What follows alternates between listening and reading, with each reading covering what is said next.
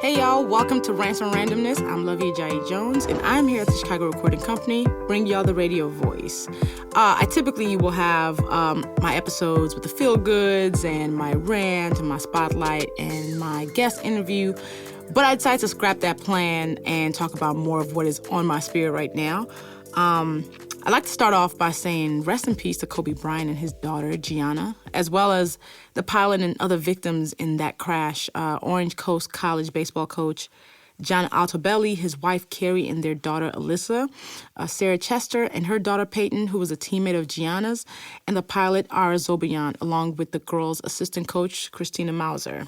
In the wake of this horrible crash and tragic event, I was reminded of the fragility of life, but also reminded me of something that has been on my spirit for about 10 years. And that is a process of grieving on social media when celebrities die, celebrities who impact us, people who feel larger than life.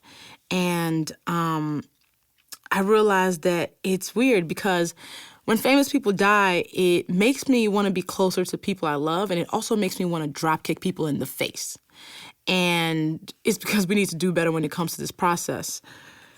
So first of all, this whole Kobe Bryant dying thing, it's still a shock. Like, it's one of those things that I'll be going through the day and then I'd randomly be like, holy shit, Kobe Bryant died. How? That doesn't make any sense. He is one of the first athletes who is really a mega star who we got to grow up with. Like, Michael Jordan was in the NBA the year I was born. So Kobe feels different from any other celebrity or any other figure because he died so young and he died in such a way that felt so unpredictable, and there's still no sense in any of it. And I don't think we will necessarily find any sense in it. So it's still stunning. And I could not ignore this feeling, and I decided to make this episode talking about how we process things like this in such a public sphere.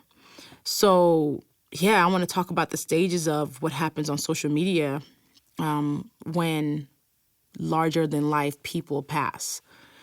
The first stage is the rumor of celebrity death.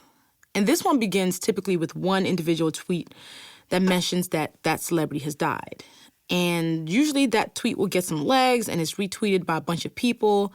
And usually people are super skeptical about it because weekly there's a different celebrity death rumor. And most of them, they don't pan out to be true. We all know that there are celebrities that are alive and well, yet they are mourned on social media every week. I mean, ask Morgan Freeman. That dude has been killed on social so many times.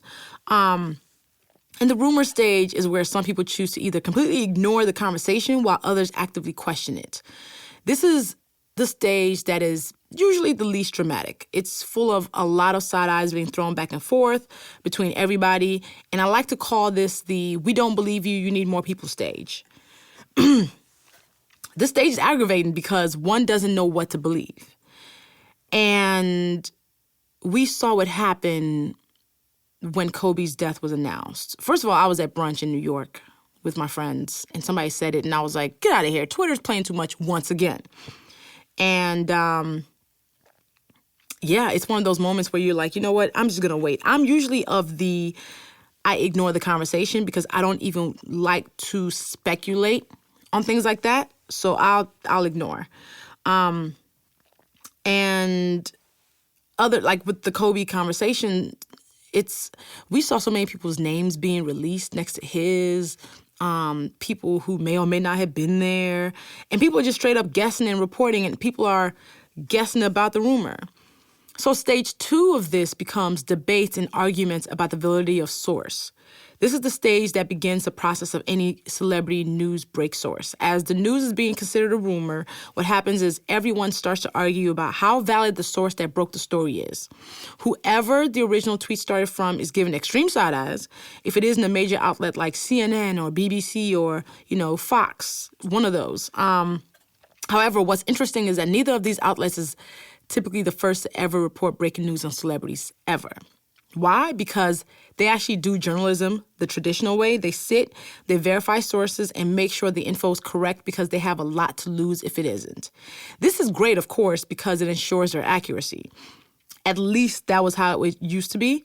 I remember when I first talked about this in 2010, there was a bit more responsibility from the traditional outlets. But now I'm seeing that they're also jumping on bandwagons like everyone else, and they get a lot of it wrong. I remember, like ABC was like, Kobe and 4 of his kids died. Fox said Kobe and 3 others are killed. TMZ said Kobe survived by a wife and 4 daughters. And people just kept on reporting inaccurate things. When MJ died, TMZ, of course, broke it, like they always do. I'm going to get to more of that in a bit. But they confirmed Michael Jackson's death. I remember I was sitting in my office at my full-time job. It was like 4:45 p.m. that day, Central Time. But CNN actually took an hour and a half after TMZ first broke the news that MJ died. I guess they were trying to verify because it was too big of a mistake to make if it was a mistake. TMZ broke the news first with a quick post on their site, and a lot of people didn't believe this for at least another hour because they said, you know what, it's TMZ. Nobody believes TMZ. It's just tabloids. But I will say something. TMZ might not know much about history or biology, but those fools know about their celebrity news. And it's a gift and a curse. They have a mole in every department in LAPD, in LA institutions, and they knew MJ died before even his family knew. Why? Because they pay everybody. They pay everybody for information, and it actually happened here again. TMZ broke the news about Kobe Bryant dying before anybody else. What is really bad about that is everybody being so insistent on being first on breaking news means we are ignoring protocol, like protocol of decency. We found out that TMZ broke the news of the helicopter crash before the Bryant family had even been informed. Like, can you imagine scrolling on social and you find out that somebody that you love dearly, your dad, your husband, your uncle, your best friend, passed, and you found out with the rest of the world? There's something deeply tragic about that. It feels so unethical. It feels so immoral. It does not feel anything close to decent. And I hope TMZ does better. I hope we do better because this culture of first is harmful. We are not seeing people like actual people. We're just seeing things for people to click first. Everybody got to be first. And that is completely problematic for this social media world that we live in where everything is fast and the information superhighways at our fingertips. We got to start figuring out, yes, the capabilities of technology are one thing, but what are the things that we're going to do to ensure that technology is not ruining our spirit? Because imagine how people felt who actually knew this man and they found out because they were scrolling on Twitter or Facebook or they somehow got a news alert on their phone. That's a problem. Stage 2.5 is argument about conflicting sources. When a rumor of the death is out and we're arguing about the validity of the source, someone else usually comes along to let folks know that it is indeed a rumor. And the celebrity is actually fine and dandy. Unfortunately, that was not the case in this one. But one of the people who was named as rumored on that helicopter was Rick Fox. And his attorney had to come out and say, hey, he was not among those who were on board the helicopter. And it makes me think about why we're so quick to say this, knowing that it might not even be real. So we would rather retract than just chill and wait for what is true, which for me is deeply problematic. There's a stage 2.9 that I call bargaining. And what usually happens here is pretty uncouth in my book. It's when the rumors getting bigger and people are starting to be like, maybe it's true. And people being like, oh, I hope he didn't die. I hope this other person did. Where people end up bargaining for 3 people who they think are less worthy of death. And again, it's like we forgot what decency was. I do not understand. I'm always boggled by how people behave in these moments. Now, stage 3 of this is when confirmation of the celebrity death by a major news source happens. So then it becomes fact in everybody's head. This used to be when CNN finally picks up the death of a celebrity and they tweet it as breaking news, or they post something, or, they interrupt the program for it. These days, though, the confirmation comes from the press conference of the first responders or TMZ. What's interesting is that oftentimes a major news outlet cites the source that originally broke the news on Twitter or another tweet confirming the death. This confirmation, what follows is what gets really ugly, and what I hope we start reflecting on about how we operate, which is when everyone goes into full-fledged mourning mode. What does this look like? Well, stage 4. For hours on end, Twitter, social media, Facebook, all of the Instagram, ends up mourning for the celebrity that has passed on. There's one piece of it that's comforting, because you feel a collective pain that is somewhat comforting, because you know that all over the world there are people who are feeling the same type of despair as you, right? But there are typically 2 types of ways people tweet during this time. They're the folks who actively pay homage to the celebrity. Whole timelines are full of tweets remembering them, tweeting links to their work, their music, their films, their quotes, everything. We truly pay homage to their lives. And then there are the people who go above and beyond to prove that they were indeed stans of this person. And sometimes people try to outstand each other, and it becomes a competition of who is the biggest fan and who deserves to grieve them more. And it can get really ridiculous, because what happens is people start questioning other people like, well, you didn't have his jersey. Oh, God, you hated him when he was alive because you guys were sports rivals. This is actually where people start to show their asses a little bit too much, because they end up acting as if death and mourning people is some sort of act that requires qualification. Like you have to prove that you are worth grieving this person, or you've never said anything wrong about them, or, everything about their lives was something that you cheered on while they were here. More recently, what people are doing, especially with this Kobe death, is that people are, of course, bringing up the case against him when he was 27, where he was accused of raping a 19-year-old woman. He ended up getting acquitted. They went to civil court. They settled out of court. And very quickly after his death, people were bringing that up as a way to, I guess, make other people feel bad for mourning this larger-than-life figure.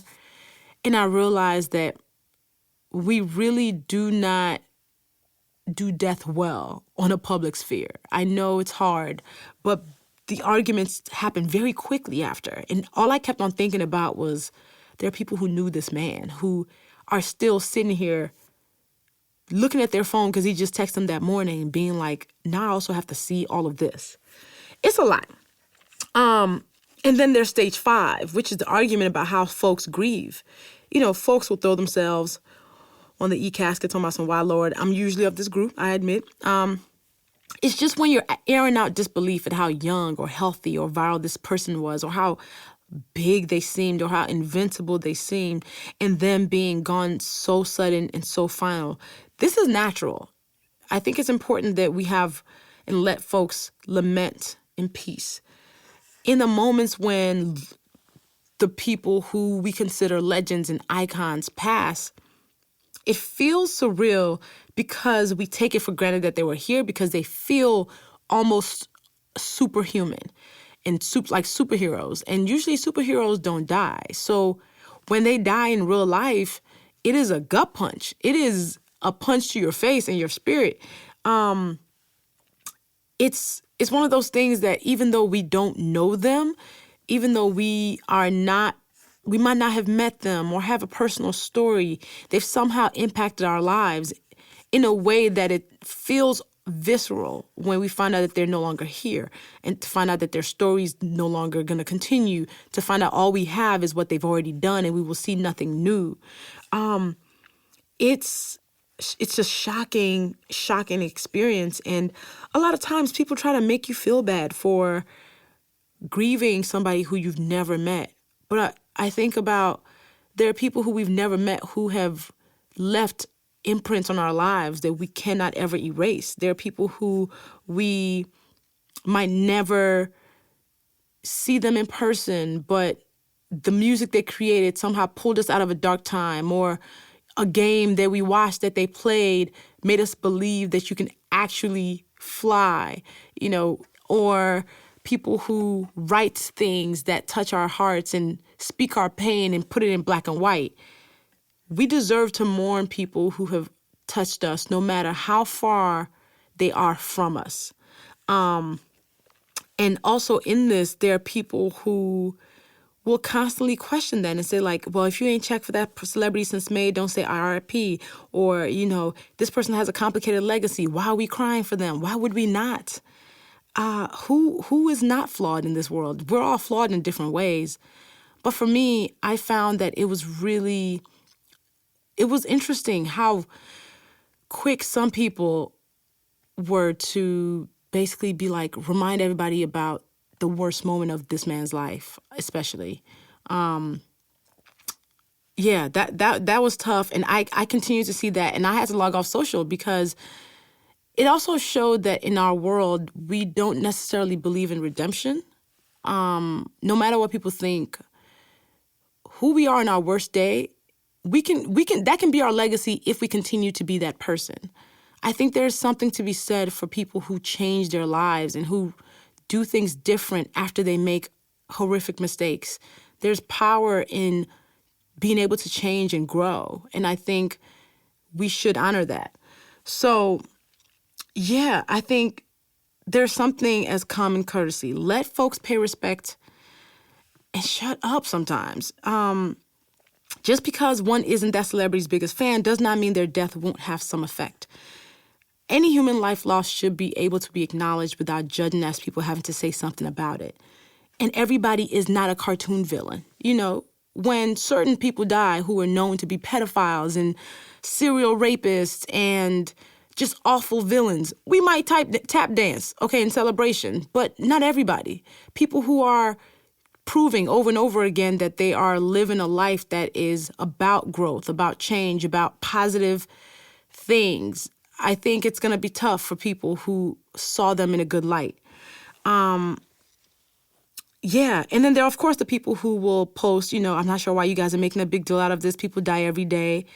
Besides, why is the celebrity's life worth more than anybody else's? Yeah, this happens. And it's missing the point. Everybody's life matters. But there are some lives that, when they are on this earth, will touch millions of people. And if we cry for them more, it's not because their lives are worth more than anybody else's. Is that the hole that they left feels bigger and feels like it can't necessarily be filled. We've done this process over and over again with every celebrity, especially Black ones. I see it happening a lot with Black celebrities who pass.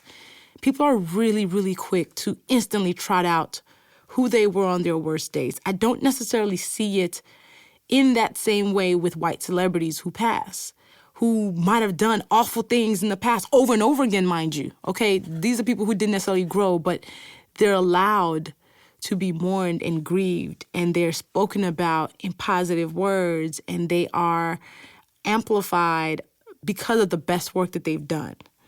And there is one other mini stage in that, which is inappropriate jokes about death. It's just like, I understand that humor allows us to work through it, but it is not sometimes appropriate to laugh about everything.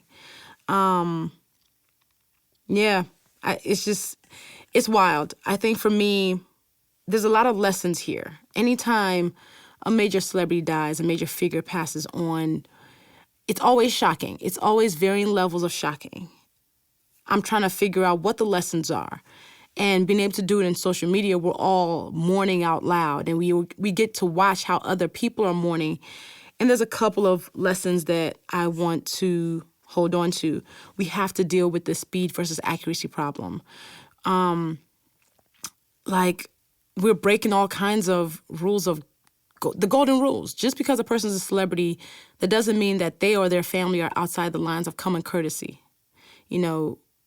We are turning into monsters. One of those things that I think is important for us to do in this moment is to understand that none of this is promised. We have to hold the people that we love dear. CBS reported a fan who had come up to grieve at the crash site as saying, when we lose a hero, we gain a sense of our own mortality. It's true. I know we say life is short. It's very cliche. A lot of times it loses its meaning. For me, I am reminded every single time when it comes to deaths like this that we have to live life loudly and urgently. It doesn't just mean that we yell about what we want to do. It means every day is a chance to take steps that get us closer to our dreams, because this ritual we have of waking up in the morning is the most unpromised thing. It's a habit that can end anytime. The people who think they have more time, I don't understand, because we assume that we'll have tomorrow. Like, I'm sure everybody who got on that helicopter assumed they had tomorrow. Just because it's easy for us to assume that we'll just wake up the next day, we'll be fine. But a lot of times that's not what happens. So I'm always stunned by the reminders of how fleeting this all is. I'm humbled by the chest punches that come with when greats are gone, because accomplishments and medals might make people seem invincible, but death is a master of all. We're all living in our own corners of the world, both insignificant because we're one of 7.5 billion, but also significant because each of our lives is a weave in the fabric of humanity, and what we do matters. While we're here living through fear, spending each day hating ourselves, our lives, and our circumstances, is another day we take it all for granted. And I really hope that we all live not afraid to love or do or be exactly what brings us joy. Like, may we all live in a way where our absence would be missed.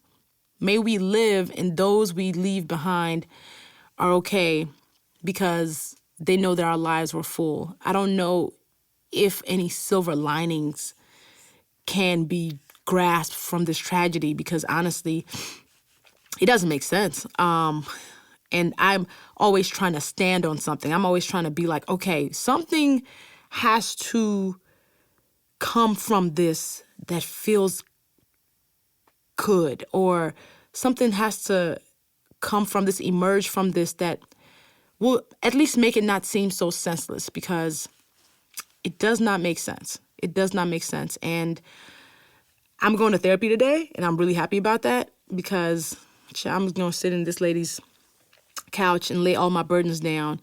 And honestly, right now, I'm sending love to anybody who is touched by this tragedy. And if you're hurting and you need to talk or need resources, here is your regular reminder from me that therapy is where that work can be done to get you on a path to healing. One thing that social media lets me know each and every day is that there's so many people who are hurt and in need of healing. How we've been throwing things at the wall and how we throw hate at each other, and how even the comments that I'm seeing related to this tragedy and people's just terrible behavior is letting me know folks gotta heal. Like, there's so many people who are hurting. And I really recommend therapy because, look, our friends can't help us all the time. Our family can't be the only ones who we're telling how we're feeling. There is no better time than now to think about going to therapy. Like, especially Black men, I'm thinking about you. It has to be prioritized. And I'm going to put some links in the show notes and on my website, awesomelyluvvie.com, with therapy resources, because if people are like, I don't know where to start, I want you to know exactly where to go. I found my therapist on psychologytoday.com. There is a resource called Open Path Collective that can help you find therapists in your area, no matter whether you have insurance or not. And then there's also therapyforblackgirls.com, which has resources in a database to help you find therapists that are culturally sensitive and Black. There's Therapy for Black Men, which is new, and I'm so glad it exists. So again, check the show notes, and you'll see the links for this. I I'll put it on the website with all the transcript for this. And I'll continue to take care of myself in this moment, because I think this feels like it's almost like a family member, even though I never knew him, never met him. Knowing his daughter perished with him and the rest of the people on the helicopter. But through this all, you would think being on social media would be comforting. On this process, it's actually made it more painful, because I'm seeing how people are not taking this well and taking it out on other people. And for me, that is making it worse, because I'm like, we should, especially in moments like this, find ways to be better and do better. This should inspire us to want to leave this world better than we found it. This should inspire us to want to be kinder, to want to love louder, to be a little bit more graceful, and to figure out what people will say when we're no longer here. So the fact that right now I'm seeing some of the worst of people, I'm like, bro, this is the opposite. Let's do better, my peoples. Let us do better. So yeah, just wanted to come on and do that. My next show, I'll get back to my regularly scheduled program with a really good guest and being good conversation. But this was on my heart, and this was on my spirit. Much love to Chicago Recording Company, where I record this podcast. And y'all can subscribe to Rants and Randomness everywhere where podcasts are, and leave a comment, rate it. And feel free to email me, y'all, LuvvieRants@gmail.com. What are your thoughts on this episode? What are your thoughts in general? I love hearing from you. Follow the podcast on social media. Twitter, it's @RantsRandomness. Instagram, it's Rants and Randomness. And as always, you can follow me on social media. I am @Luvvie everywhere. I'll see you on the next episode.